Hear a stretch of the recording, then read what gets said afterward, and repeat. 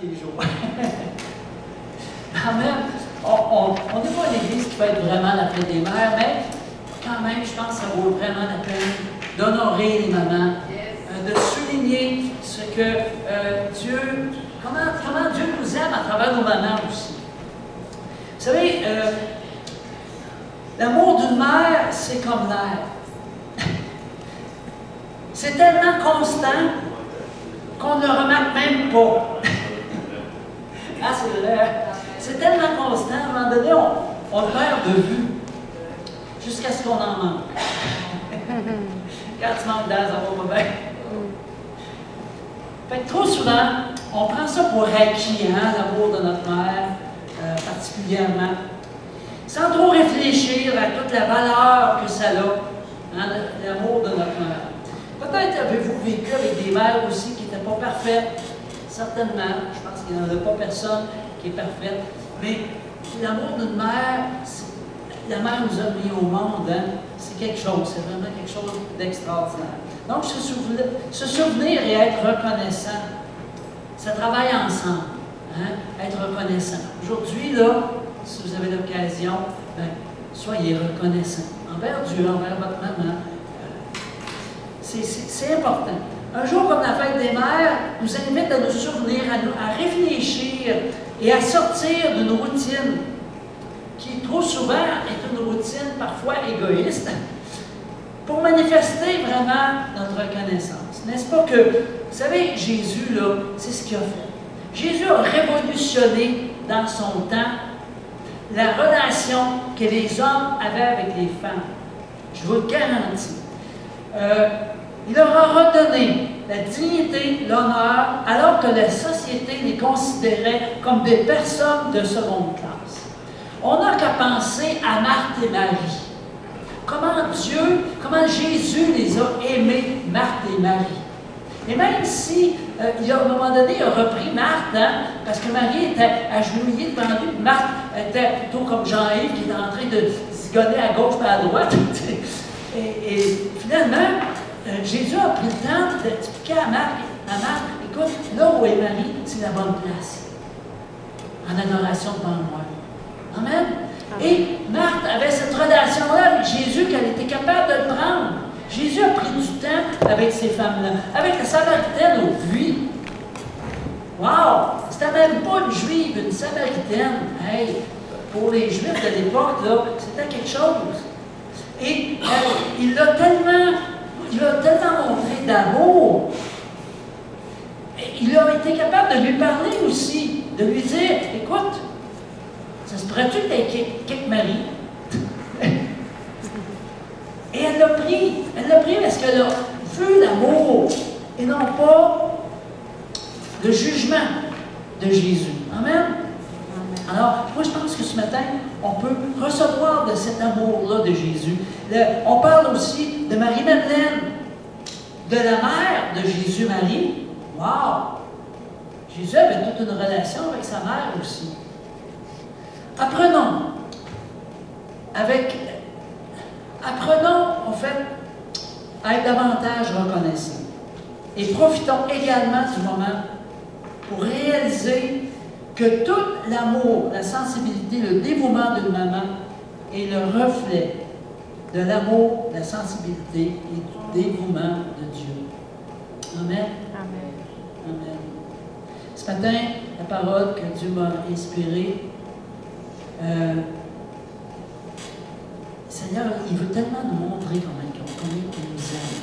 Et on ne peut même pas, on capte des petites portions, mais son amour est tellement grand qu'on ne peut pas tout le capter.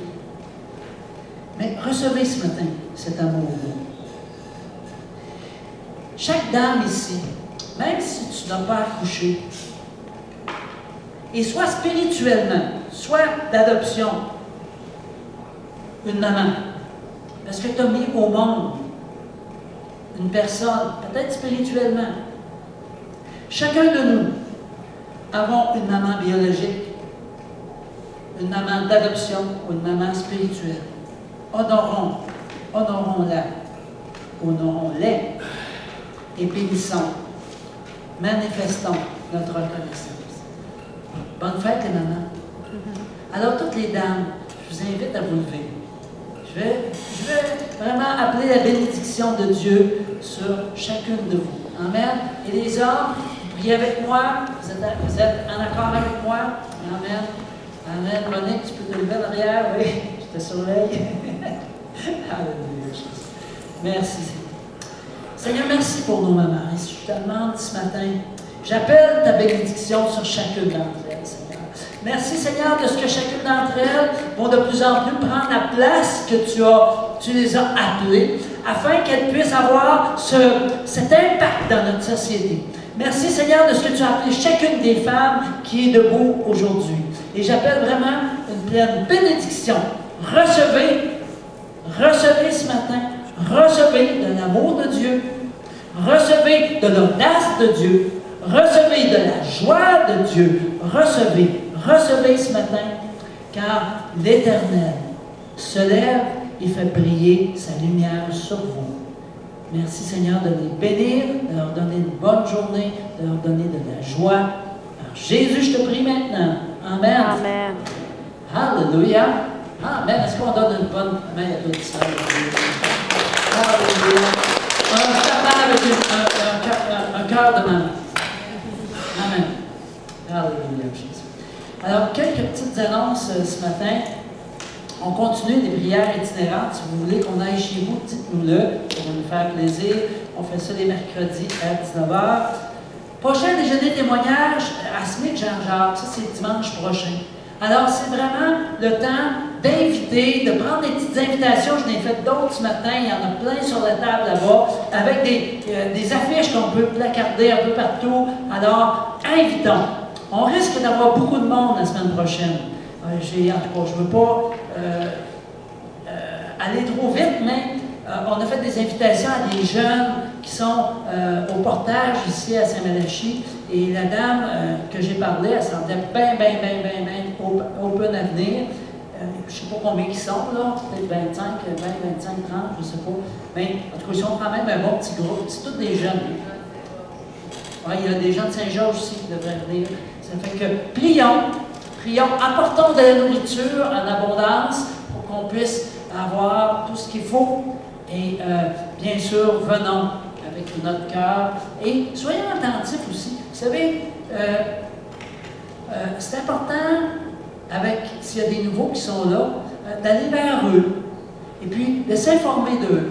Vous savez, ces personnes-là ont besoin du Seigneur. Amen.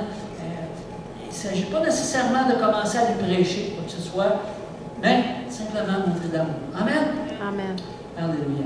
On a Pasteur Rick et Nancy qui viennent le 28 mai. Alléluia. Ils sont déjà au Québec. Ils s'en viennent vers ici. On a hâte de les voir. Alors, on va avoir un bon temps avec Pasteur Rick et Nancy. Amen, amen et amen. On a un besoin important au domaine phonique. Ceux qui peuvent se libérer cette semaine. On a parlé de peut-être mercredi. En tout cas, nous autres, on a certaines personnes. Ici, vous connaissez quelqu'un qui cherche de l'ouvrage, qui est habile de ses mains. Il voudrait vraiment engager quelqu'un. Si jamais vous pensez à quelqu'un qui serait disponible, donc mercredi, on va aller donner un coup de main au domaine phonique. Et après les réunions, on a toujours un bon temps d'agapé ici. Aussi, au sous-sol, il y a le marché aux puces. Alain est là, mon frère Alain est là aujourd'hui. Alors, amen. Allons voir, allons regarder tout ce qu'il y a. Il y en a en abondance. Amen. Amen. Alléluia. Est-ce qu'il y a un ou deux témoignages ce matin? Oui. Je suis allée voir mes parents une semaine. Je ne pouvais pas être là à la fête des mères. Donc, je suis allée vendredi, samedi. Puis, j'ai pu avoir vraiment un bon temps avec ma mère.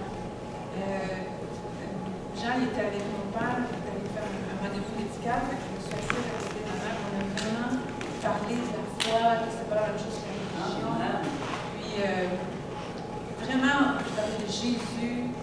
Les saluts, tout ça. Puis à la fin, je lui ai demandé si elle voulait prier. Et puis, je pense qu'elle a vraiment bien compris. Elle m'a dit, ben oui, je vais prier.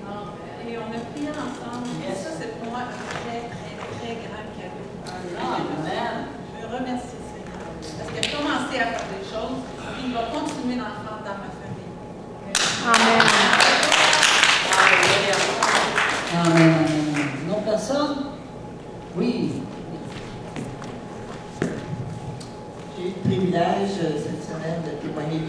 dimanche dernier, j'étais à Shawinigan. Et ce mardi, j'étais ici à Saint-Anselme avec les fermières de Saint-Anselme. Et vraiment, c'était très, très bien reçu le témoignage. J'allais vérifier le cadeau aussi pour Mme Bagné. Et il va y avoir un article qui va paraître Entre les ponts. Entre les ponts, c'est le prochain numéro pour le journal de Saint-Anselme. Vraiment, la personne, la journaliste qui a écrit là-dessus, est vraiment l'essentiel, elle a une grande sensibilité. Elle a étudié son article, Les rendez-vous du vin. Ben oui. Donc, c'est quand même extraordinaire. Et puis, on prie maintenant que le Seigneur fasse son œuvre dans ces cœurs-là qui ont été avec nous. Amen, amen. Alors, prions pour ces personnes-là. Il y avait une centaine de personnes quand même, à peu près, donc je n'ai pas compté, mais et on entendait voler des mouches, comme d'habitude. Monique témoigne, là, il y a un silence, mais en même temps une présence de Dieu qui descend. Et tu ne peux pas ne pas être concerné à ce qui se passe là. Et à un moment donné, quand Monique a demandé de prendre un temps de silence, on sentait là comment le Seigneur agissait. Alors, il y a ces personnes-là qui étaient là, je ne pense pas qu'il y ait personne qui connaisse. Moi, le maire de Saint-Anselme était là. M. Bonneau. Oui, il a reçu un Nouveau Testament. Puis, vraiment, c'est la première fois que je le voyais. En tout cas, M. Bonneau était quand même un homme dur. Et là, je l'ai trouvé vraiment très ouvert. Ça fait que prions pour ces personnes-là. Vous savez, dans toute la salle, à part moi, Rita et Monique, on était probablement les seuls qui connaissaient une relation, qui avaient une relation avec le Seigneur Jésus, telle que la Bible nous l'enseigne. C'est quand même grand. Et vraiment prions. Il y en a qui cherchent, on le voit. Il y en a vraiment qui cherchent. Et on était vraiment bénis. Encore une fois, merci Monique. C'est vraiment bénissant de voir ce que Dieu fait à travers chacun de nous. Amen, oui, Monique. Et c'est aussi, parce qu'on prie pour les nations, les villages environnants, les résultats de ces prières-là aussi. Yes. Il faut continuer parce qu'on a 12 villages à prier cette année. Amen. Alléluia. Donc, on va continuer notre série sur le combat spirituel. Et tout à l'heure, on va avoir une petite vidéo bien intéressante. C'est quoi ça, le combat spirituel? Qu'est-ce que vous avez appris jusqu'à maintenant? On a fait 2 dimanches pour ceux qui étaient là. Qu'est-ce que vous retenez? Le combat spirituel.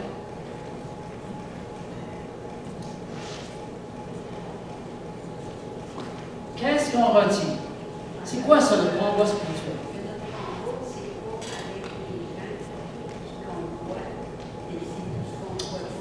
Amen. Donc, on n'a pas à lutter contre la chair et le sang. Hein, voyez-vous ici, on va d'ailleurs le lire, c'est dans la version. Ah, il manque un petit bout. C'est dans la version ici qui est parole, je pense que c'est parole vivante. Enfin, devenez forts avec la force très puissante du Seigneur. Prenez avec vous toutes les armes de Dieu pour pouvoir résister au piège de l'esprit du mal. Non, ce n'est pas contre les êtres humains que nous devons lutter. Ici, dans certaines versions, on voit qu'on n'a pas à lutter contre notre propre chair aussi. C'est-à-dire que c'est Dieu qui nous donne la victoire. Amen? Oui, notre propre chair, il y a une pression de ce côté-là. Donc, non, ce n'est pas contre les êtres humains que nous devons lutter, mais c'est contre des forces très puissantes qui ont autorité et pouvoir. Nous devons lutter contre les puissances qui dirigent le monde de la nuit, contre les esprits mauvais qui travaillent entre le ciel et la terre. C'est pourquoi, prenez toutes les armes de Dieu.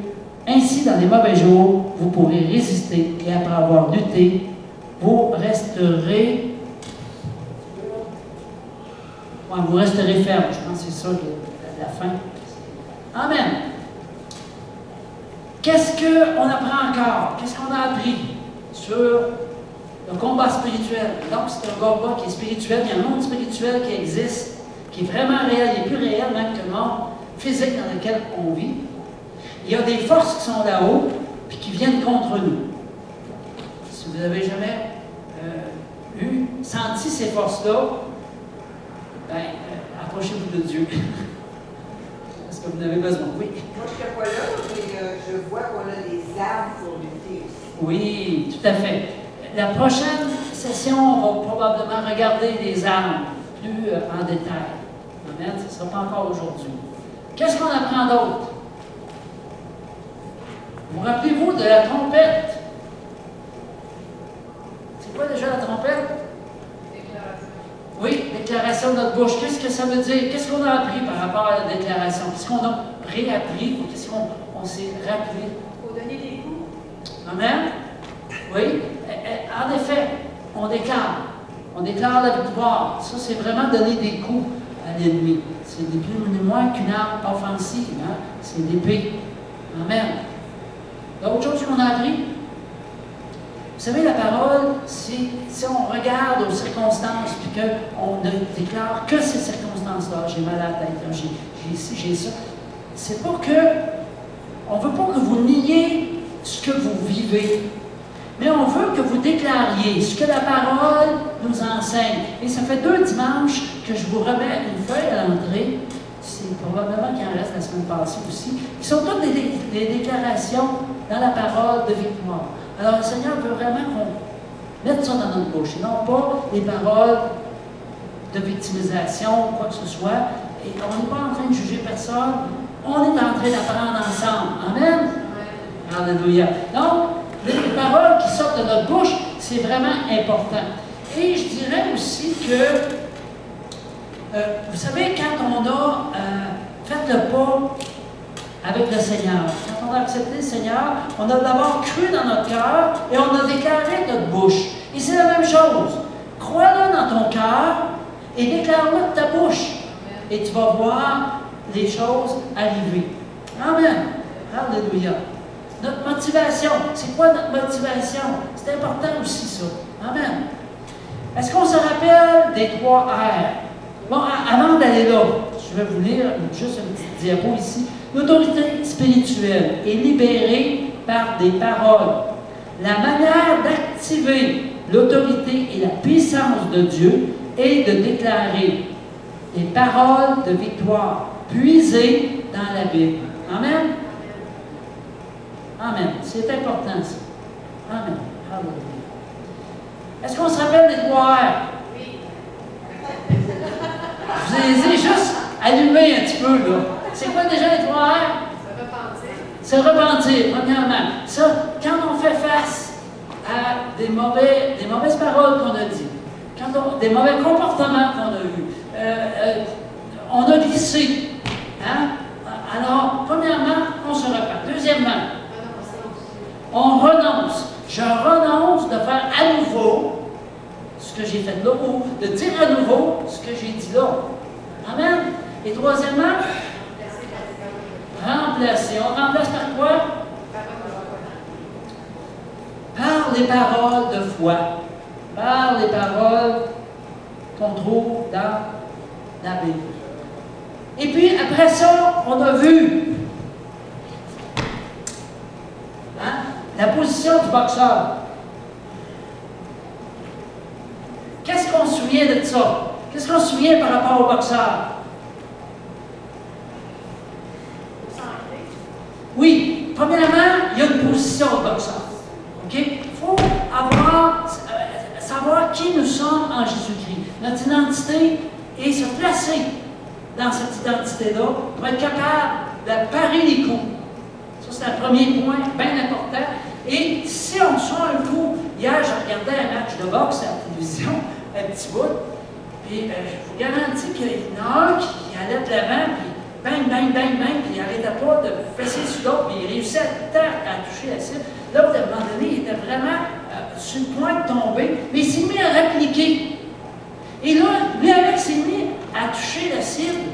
Puis finalement, celui qui était en train de tomber a fini par gagner sur l'autre. Ça a viré de situation complètement. Des fois, on se sent vraiment attaqué. On est comme sur le point de tomber, mais c'est là qu'il faut commencer à aller de l'avant. Hein? Aller vraiment contrecarrer, aller à l'offensive. Donc, premièrement, on a vu qu'on a une position en Jésus-Christ. Deuxièmement, on on a vu aussi que les bras doivent être vraiment levés. On a vu l'histoire d'Aaron et Hur qui tenaient les bras de Moïse. Et tant que les bras étaient en haut, avec le bâton qui tenait, le bâton de Dieu, ils étaient dans la victoire.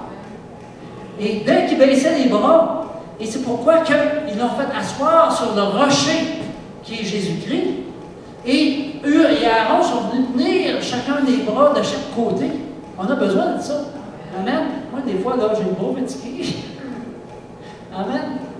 Merci. Amen. Alléluia.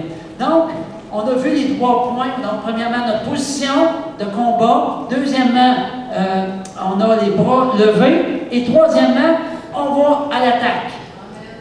Amen. Alléluia, Jésus. Merci, Seigneur. Ce matin, on va s'imaginer d'être dans une cour de justice. Est-ce qu'il y en a certains d'entre vous, pas nécessairement, je pense que tout le monde a déjà allé dans une cour de justice pour voir comment ça va, ou pour une situation quelconque. Moi, je suis déjà allé, en effet. Ça fait que, premièrement, on va regarder une cour de justice où est-ce qu'il y a des accusés. Les accusés, ce sont les humains, mais aussi Satan. Okay? Donc, imaginons-nous, là, on est dans une cour de justice. Il y a un grand juge. Qui est, d'après vous, le grand juge? C'est Dieu. Dieu est le grand juge. Alléluia! Moi, déjà là, je me sens pas mal bien. Je sais que si c'est Dieu qui est juge, je vais toujours bien avoir justice. Amen? Ça, c'est intéressant. C'est qui notre avocat? Amen! Et il a envoyé son esprit, particulièrement, le Saint-Esprit, ici sur la terre. Imaginez, on a tout un avocat, hein? On a vraiment tout un avocat. Et qui est le témoin? En fait, moi, je pense que, comment je voyais ça? L'avocat, c'est le Saint-Esprit, et le témoin, c'est Jésus.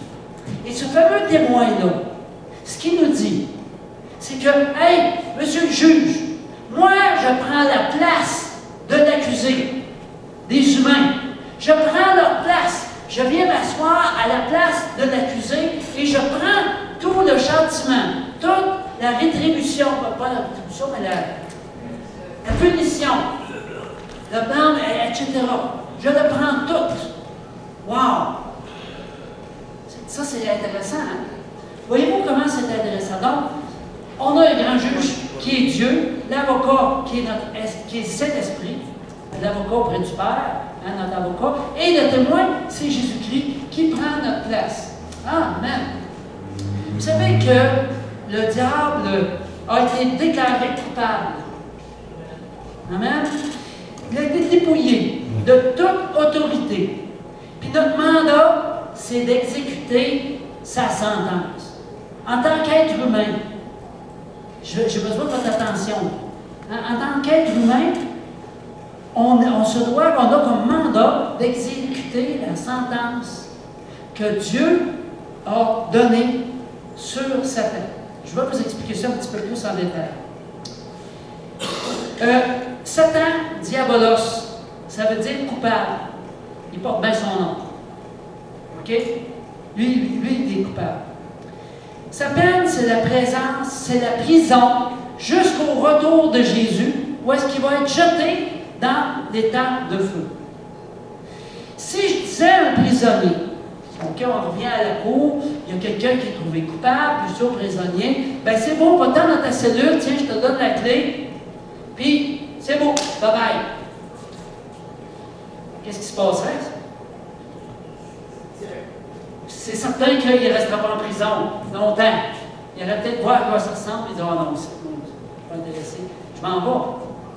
Donc, on a le mandat de garder Satan emprisonné. Amen. Et ça, on va voir comment est-ce qu'on va arriver à cela. C'est tout un défi quand même pour nous. Amen. Donc, nous allons garder Satan et ses démons liés, verrouillés, là où ils ne pourront accomplir leur dessein malveillant. L'ennemi, par contre, il y a toutes sortes de stratégies pour s'enfuir. C'est quoi, d'après vous, les stratégies de l'ennemi. C'est quoi les failles que l'ennemi va essayer de viser pour s'enfuir de la prison dans laquelle il a été placé? C'est quoi les failles? OK, notre manque de vigilance, parce qu'on a ce mandat-là de le garder en prison en tant qu'enfant de Dieu. Donc, amen, c'est intéressant ensuite de ça. Oui, le doute, amen. Chaque fois qu'on a un doute, l'ennemi, il rentre par là. Amen. C'est quoi les autres failles? L'incrédulité, amen, tout à fait. Pardon? La peur, oui. Un second regard sur la tentation. Oui, second, OK, c'est intéressant ça. Souvent, la tentation vient une première fois. C'est quand on... Des fois, on ne court pas après, ça nous arrive comme ça. C'est le second regard qui est le péché. Amen. C'est vrai, ça. Amen. Notre désobéissance. Le fait que, quand on est blessé, on n'élève pas le pardon. Ça, c'est un élément très important. Vous savez, le pardon, c'est comme une clé importante que Dieu nous donne. Manque de pardon, l'amertume, manque de soumission, le manque de persévérance. Quand le Seigneur nous donne une victoire, puis qu'on ne témoigne pas aussi. On vient sceller les victoires que Dieu nous donne en le témoignant. Amen. Les blessures non guéries. Et je compléterai par les compromis. Je n'ai peut-être pas une liste complète, là, mais on tombe souvent dans le compromis. Le Seigneur ne veut pas ça. Il veut avoir vraiment tout notre être. Amen. Et il veut qu'on le suive vraiment de tout notre cœur. Dieu m'a placé en Christ et je me tiens devant Dieu dans sa justice. Amen. Ça fait que Dieu nous a justifiés, on se tient debout, puis on s'organise pour que l'ennemi, Satan, ne sorte pas de la prison dans laquelle il a été jugé à être envoyé. Il est coupable, donc il doit être dans une sorte de prison. Amen. Alors ça, ce sont toutes les choses qu'on peut dire qui viennent contre nous, la chair, le monde, le moi, le péché, Satan. Mais je suis mort avec Christ et Christ vit en moi, donc j'ai la victoire. Amen. Hébreux 4, 11. Ici, c'est assez particulier. Ça nous dit, efforçons-nous donc d'entrer dans ce repos, afin que personne ne tombe en donnant le même exemple de désobéissance. C'est drôle, hein? C'est la première fois que je remarquais que ça dit que ça demande de l'effort pour rentrer dans le repos. C'est spécial, là. Efforçons-nous. Ou empressons-nous dans certaines versions. Vous savez que quand on arrive à avoir la victoire sur l'ennemi, dans notre vie personnelle, on rentre dans un certain repos. Mais pour ça, ça demande un effort. Ça demande un empressement. Amen. Et après qu'on a fait cet effort-là, souvent, il faut continuer à persévérer. Parce que l'ennemi veut vraiment nous épuiser. Et rendu à un certain moment, je vous le dis là, ça devient plus facile. On dirait qu'on connaît le chemin. On connaît le chemin de la victoire. Et finalement, on le fait plus facilement. Mais au départ, je vous le dis, ça demande un effort.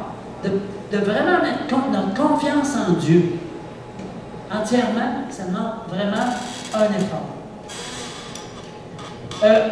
Si on prend l'analogie aux soldats romains, il y a 7 éléments dans son armure. Et on ne va pas les voir ce matin, on va les voir au prochaine rencontre. Là. On a 2 semaines où je ne serai pas là. C'est-à-dire, oui, je vais être là, mais où est-ce qu'on a des invités? Et l'autre semaine d'après, probablement qu'on va regarder à ça. Mais là, ce matin, j'aimerais qu'on regarde une vidéo, Jean, si tu veux venir.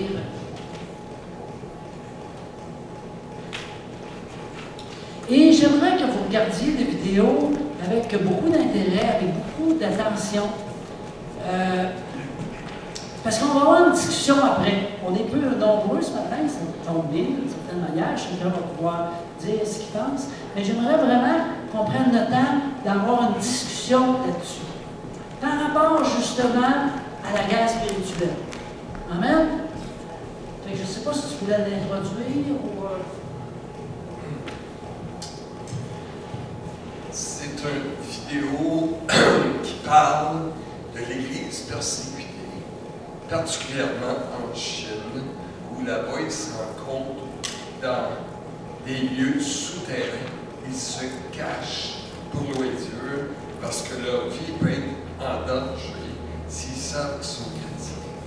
Vous allez voir dans cette vidéo-là comment ils sont fervents pour Dieu, comment ils aiment Dieu, puis comment ils ne sont pas prêts à passer des heures en présence de Dieu parce qu'ils voient comment ils sont transformés, bénis, joyeux et encouragés.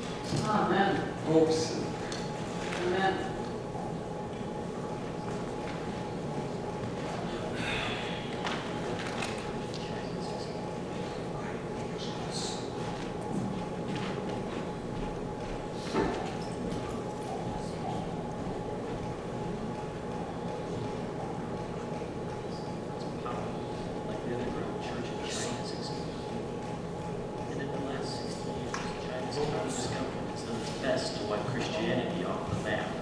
What you are about to see is places in the world are seeing the explosion of God's power, like the underground church in China is experiencing. And in the last 60 years, China's communist government has done its best to wipe Christianity off the map. What you are about to see is some of the rarest footage on the planet.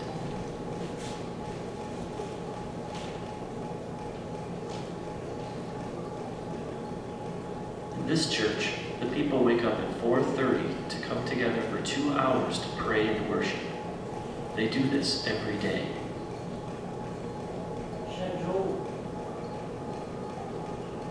This church meets in the only place they're safe, a cave.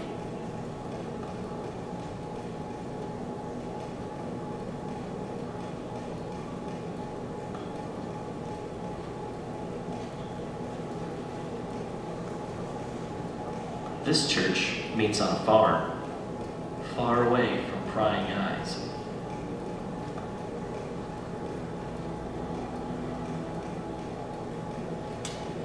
Here's an example of an underground church outreach.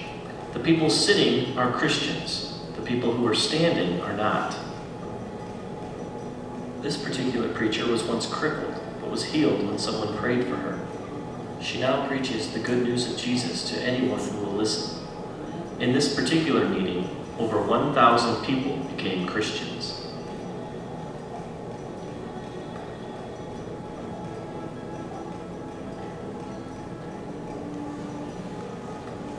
Here, Christians cast out demons from an 18-year-old girl. She's now a preacher. In Shanghai alone, there are over 3,000 house churches, just like this one.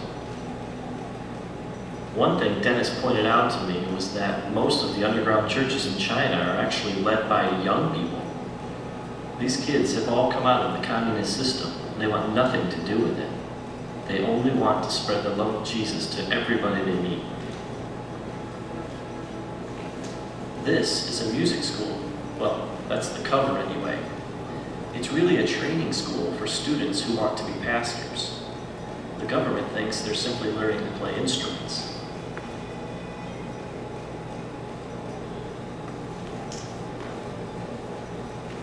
One thing I quickly realized about the Chinese church is that it's a lot different from the American one. For one thing, they think a 4-hour service is short. In this church service, it's 120 degrees inside the building.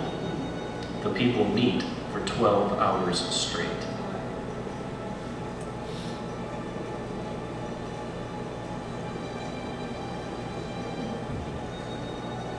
Dennis told me one story about a time he went to a very remote village in China to preach.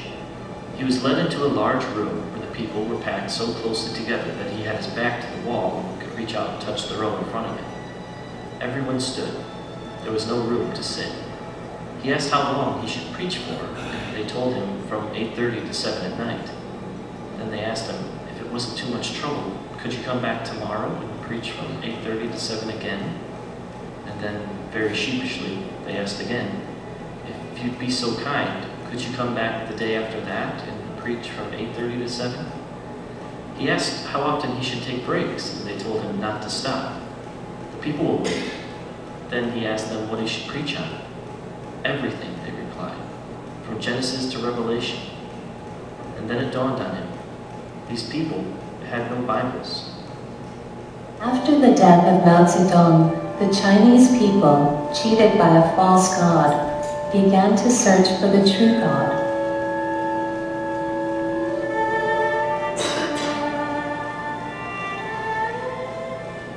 For the first time in their lives, people from the lowest levels of society came face to face with God's unconditional love, with Christ's sacrifice on the cross, and with the knowledge that in God's temple they had value and dignity.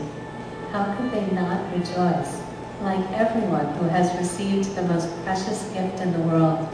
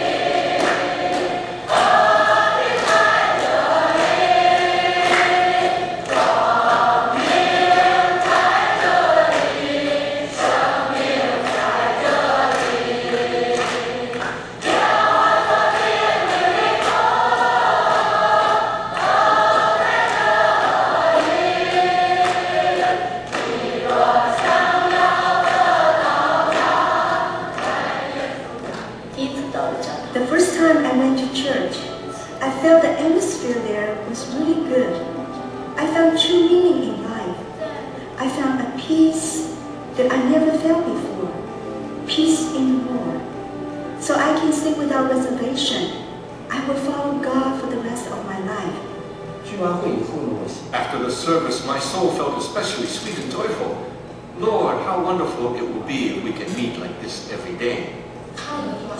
I lay awake for 3 nights, overwhelmed with joy. I thought, Lord, what have I received? Why am I so filled with joy? I have nobody. I have no family. I have nothing. And you know, I was absolutely sure that this joy came from heaven.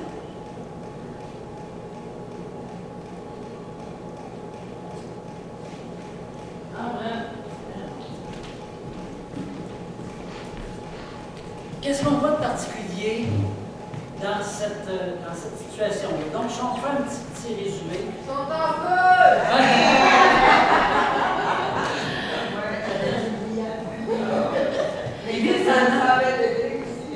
Et il fait chaud, hein? Mais on a vécu, nous autres, en Afrique. Je me rappelle, on avait été dans une église. C'était juste la taupe. C'était rien que la taupe. Puis le soleil, c'était une saison quand même très chaude dans le temps. Je me rappelle, j'avais mon habit avec la cravate, je l'ai regretté. Mais, hey, il faisait chaud là-dedans. C'était incroyable. Mais en effet, l'Église persécutée en Chine, ils se rassemblent souvent dans des endroits cachés, souterrains. Ils se rassemblent vraiment à l'écart.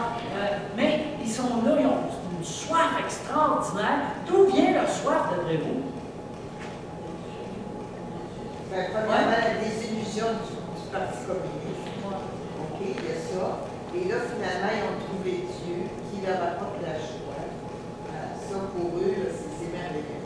Ils ont soif de la parole parce qu'ils n'en ont pas. Ils n'ont pas de Bible. Donc, à ce moment-là, moi, ça m'a frappé 12 heures de temps à écouter la parole, puis ils viennent à chaque jour, ils se prêts à venir à chaque jour. Mais autre chose, c'est les jeunes. Des jeunes que le Seigneur a fait chercher, des femmes. Avez-vous remarqué qu'il y avait beaucoup de femmes? Oui. Alors, à ce moment-là, c'est ça. Quand tu n'as pas quelque chose dans le ventre, tu veux l'avoir.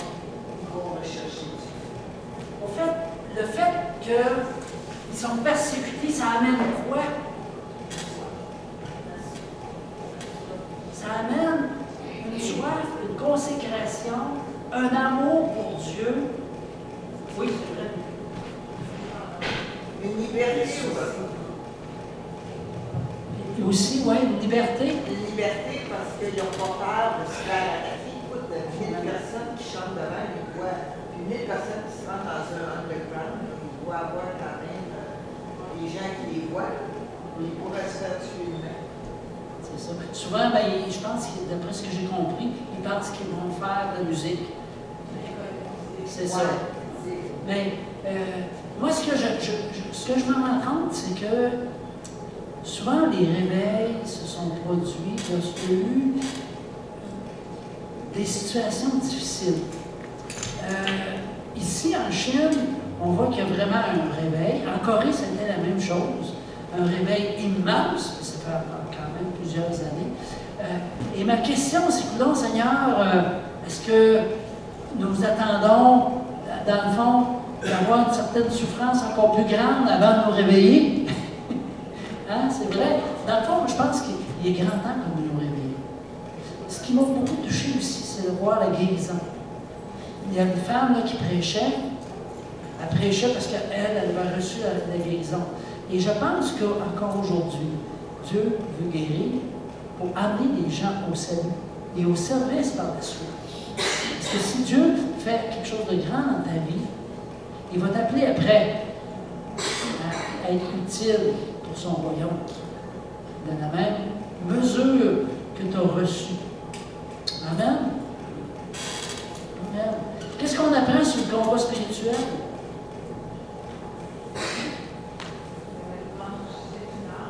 Amen.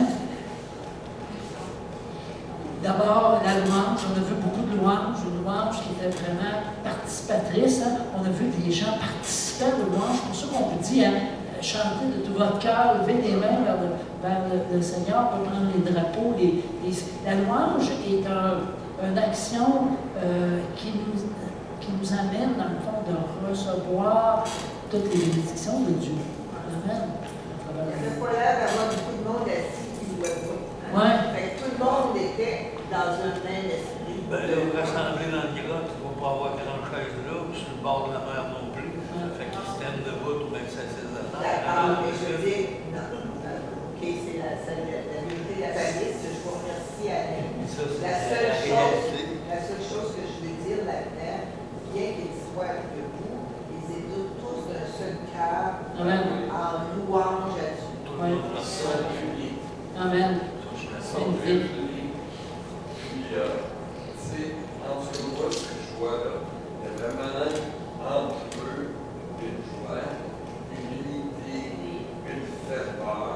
Tu sais, ils ont l'air d'un seul peuple. Amen. Puis souvent, on ne peut pas distinguer, tu sais, quand tu regardes deux Chinois, tu ne peux pas te donner deux prénoms qui sont pareils. Et là, à nos yeux, hein? Oui, on ne distingue pas. Ouais. Et là,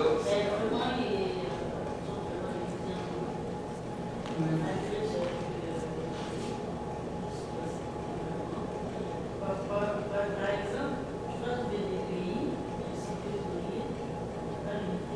j'ai appris la qualité.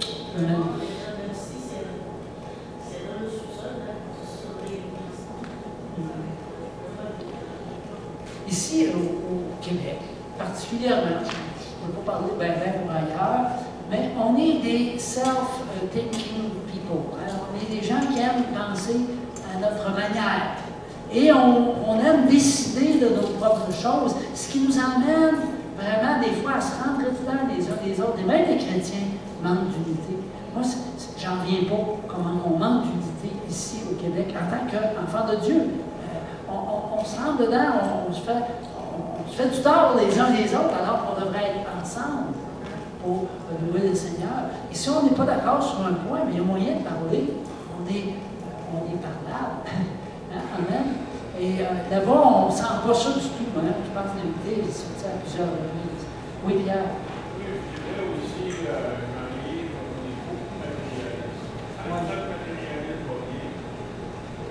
on ne cherche pas Dieu. Hein? C'est vrai. Oui. C'est vrai. C'est vrai. Si on regarde autour de nous, hein, et je pense qu'ici au Québec aussi, on est chaudés par la religion. Beaucoup d'entre nous, là, et tout ce qui touche à la religion, on a peur de ça. On a peur à s'engager, on a peur de s'embarquer, de se faire embarquer particulièrement. Oui, c'est vrai. Amen. Donc, la question du matérialisme, j'aime bien ça, Pierre, merci.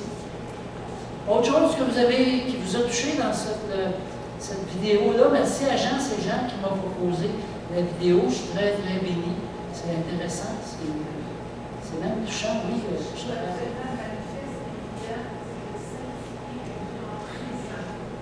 Amen. Et agissant, c'est comme ça que les gens réagissent, ils sont touchés, ils pleurent, ils crient, parce que c'est pas superficiel, c'est pas juste intellectuel.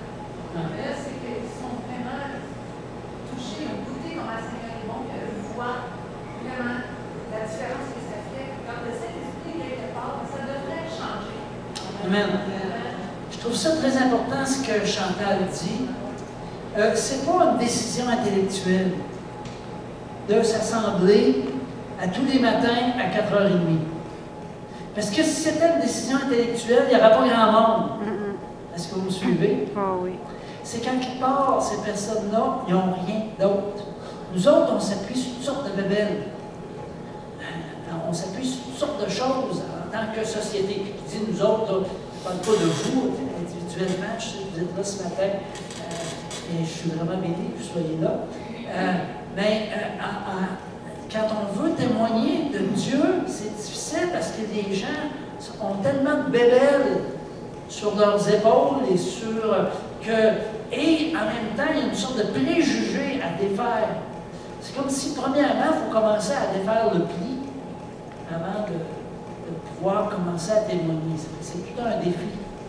Mais les gens sont touchés. Ça, c'est vraiment l'élément clé.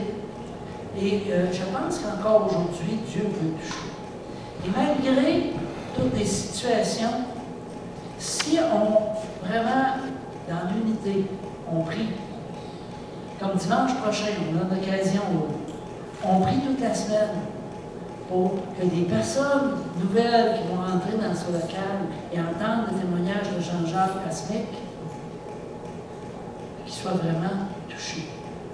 Que vraiment ça vienne toucher leur cœur. Jean-Jacques, très, très humoristique. Hein? Je réécoutais son témoignage qu'il avait fait ici il y a 4 ans, dans l'ancienne église. Et on a ri beaucoup, je me rappelle qu'on a ri. Mais en même temps, il y avait une profondeur. Et c'est la présence de Dieu. Prions que vraiment il y ait une présence de Dieu dimanche prochain. Amen.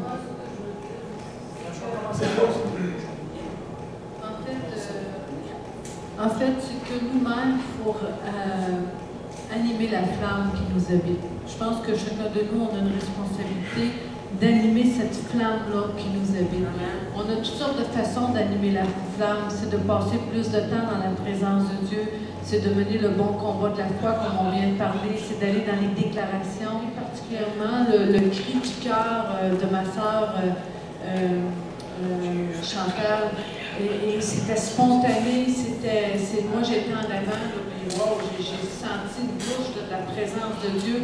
Et nous-mêmes, chacun de nous, on se doit de réactiver la passion, l'amour pour Jésus, de l'alimenter cet amour-là. Et ça, c'est des décisions que nous, on doit prendre à quelque part. Et comme nous dit la Bible, de ne pas perdre notre premier amour, mais de revenir à notre premier amour. Parce que vous savez, les nouveaux qui vont arriver tantôt, là, je prends l'exemple de Mme Colgan, Nicole Colgan, qui s'en vient bientôt à Saint-Malachie. Elle a été gravement malade. Elle s'est confiée en Dieu. Dieu l'a relevée. Et elle est remplie du Saint-Esprit. Puis elle, là, c'est juste wow! C'est un très bel exemple du premier amour. C'est comme elle est en amour là, avec Jésus. Elle a juste envie de parler de Jésus à tout le monde. Elle a juste envie de parler de Dieu, de chanter. Et quand on se parle au téléphone, je ressens ce premier amour-là. Puis je me dis, wow, c'est ça, Seigneur. Et je crois qu'il y en aura beaucoup comme ça qui vont rentrer tantôt. Mais attention à nous qui sommes plus vieux de les éteindre. Attention à nous de par nos comportements, nos attitudes, les entraîner dans une sorte de moule religieux. C'est pas ça qu'on veut. Nous, on devrait être là pour donner l'exemple. On devrait être là pour dire, les accueillir, même s'ils ne sont pas rendus à la même place que nous autres, puis il y a des enfants qui ne comprennent pas. C'est pas grave, ça. Les accueillir, mais nous-mêmes, activons le feu de Dieu en nous. Hein? C'est vraiment un cri du cœur, moi, que je vous dis ce matin. Activons le feu de Dieu. Amen. Amen. Vous savez, nous pouvons rentrer les gens ici avec, tu sais, la coiffure noire, peu importe, là. Et ils désirent être aimés. Et les gens qui vont rentrer vont suivre ceux qui sont là, déjà. D'abord, ben, c'est pas un problème parce que les gens se rassemblent à tous les jours, ils ont une soif extraordinaire, on ne sait pas d'où ils trouvent le temps. Mais en tout cas, c'est ça pareil, ils ont soif de faire en sorte qu'ils se rassemblent. Moi, je pense qu'ici, on a cette responsabilité-là de montrer l'exemple à ces gens-là qui vont entrer. Parce que cette soif-là est contagieuse. Et si on les contagie de mauvaise façon, ça ira pas loin.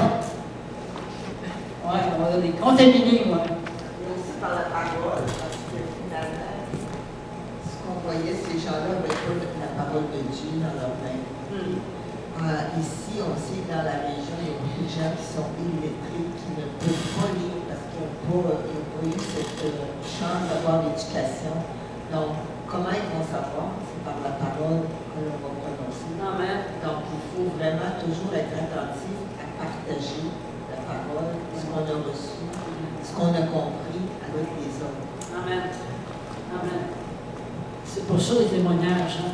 Les témoignages, on devrait être obligé de les bloquer pour dire, ben là, on n'aura pas de temps pour leur partager la parole. Ça ne devrait pas être quelque chose qu'on pousse, mais qui vienne tellement, comment je pourrais dire, naturellement, qu'on est obligé de dire, oh, attends un peu, je pense qu'il y en a assez pour ce matin, on va s'en garder. On va se rassembler demain matin à 4h30 pour continuer. Amen. À notre personne, amen. Fait qu'on apprend beaucoup de choses ce matin.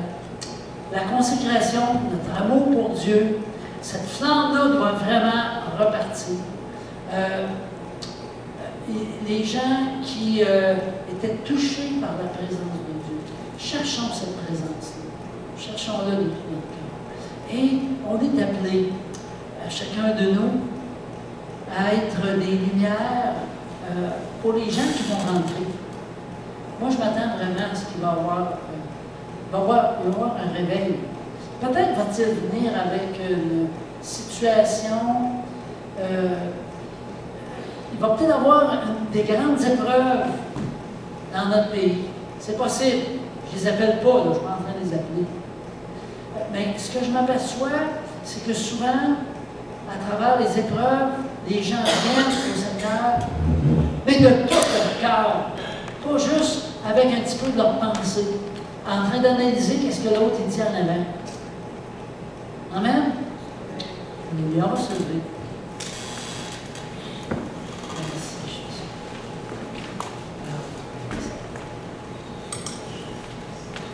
J'aimerais entendre deux ou trois personnes qui élèvent la voix avec ce qu'on a vu ce matin, que ce soit à travers l'histoire de la cour, que ce soit à travers les vidéos qu'on a vues. Simplement élever la voix dans la prière. Amen. Oui, bien sûr.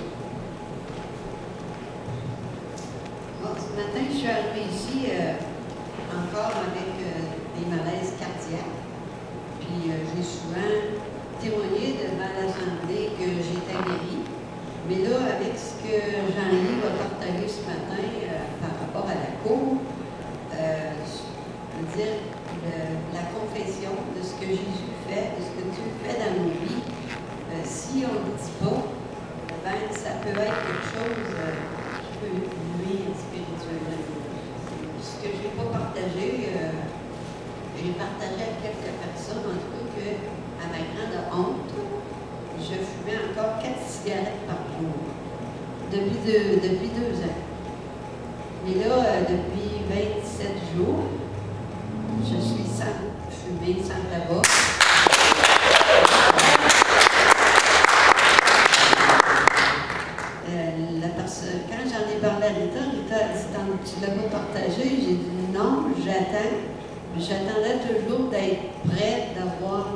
des versets pour appuyer. L'ennemi se servait de ça. T'es pas prête, attends, t'es pas sûr encore d'avoir la victoire là-dessus. Mais après 27 jours, je peux dire que j'ai pas du tout l'intention de recommencer. Puis je peux dire que ça s'est fait très facilement. Dieu a vraiment enlevé le goût de la cigarette. Oh non, c'est vraiment là, je reconnais que Dieu était vraiment présent dans cette victoire. La victoire est à lui, c'est sûr. Amen. Amen. Alléluia. Vous savez, c'est important de prier les uns pour les autres. En ce moment, il y a Edith, qui est aux Philippines. Il y a aussi Viateur et Léonie, qui partent demain. C'est demain qu'ils partent pour le Cameroun. Donc, prions pour nos frères, prions pour le domaine phonique aussi, qui vivent des moments très difficiles en ce moment, en plus sur charge de travail. Oui, David. Je veux dire, l'histoire éternelle est grande.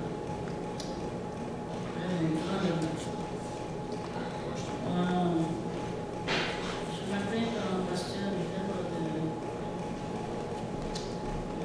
témoignage. Le pasteur donne un témoignage, quelqu'un qui a remis les articulations, tout ça. Parce que moi, ça fait. Une parole de connaissance. Parce que moi, ça fait plusieurs jours là, j'ai vu que j'ai une formation ici. Et puis,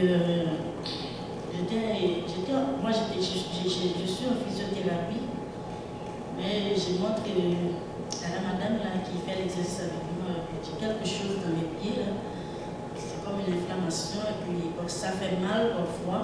Quand je mange, quand j'ai la douleur, ça m'empêche de manger. Et puis la madame a dit, oh, et puis quand elle a regardé, elle a vu vraiment, elle dit, oh, Darlene, ça c'est dangereux, il faut que tu vois ton médecin de famille. Et puis moi, vraiment, j'étais allée voir mon médecin de famille à cette scène-là, et puis je l'ai montré à elle. J'ai dit, regarde ça là.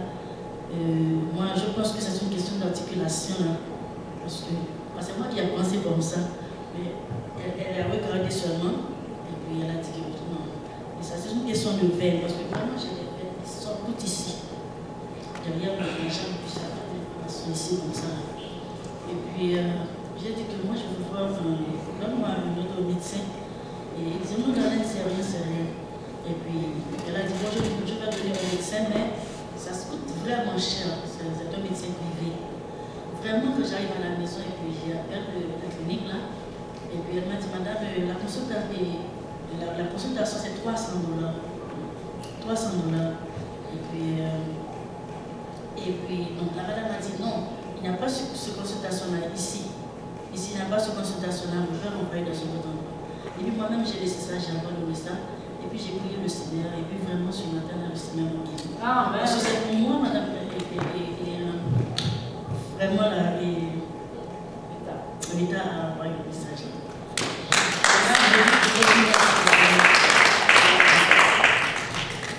Amen, amen, amen. Jésus. Merci, Seigneur. Merci, Seigneur. Amen. Et s'il y a une personne ou deux ou trois qui veulent fermer avec un mot de prière.